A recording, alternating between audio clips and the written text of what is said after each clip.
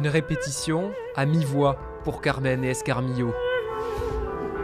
Le travail du jour porte sur la mise en scène de l'acte 4. J'aimerais que toi tu sois un peu bousculé par ça vers la cour. Donc, tu vois que Le chant est alors secondaire dans cette étape des répétitions.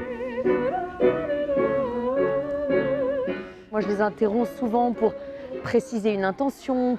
Donc en fait, dans le travail, ils marquent, ce qu'on appelle marquer.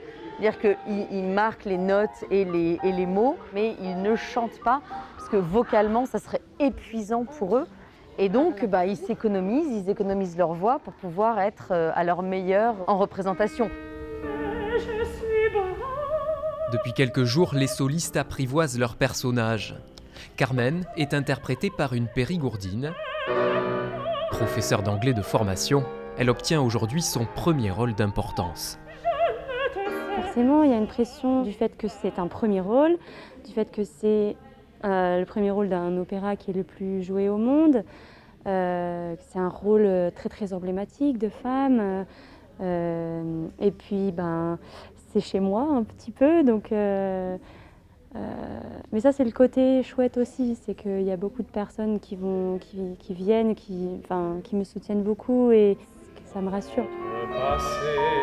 Face à elle, le ténor Louis Zetoun interprète Don José. Lui, en revanche, n'incarne pas pour la première fois le prétendant de Carmen. On redécouvre des choses, des fois quand on se replonge dans la partition, il y a des petites didascalies, des petites choses qui ont été écrites par le compositeur qu'on n'a pas forcément vues la première fois. Après, c'est du point de vue du caractère du personnage où ça change un peu.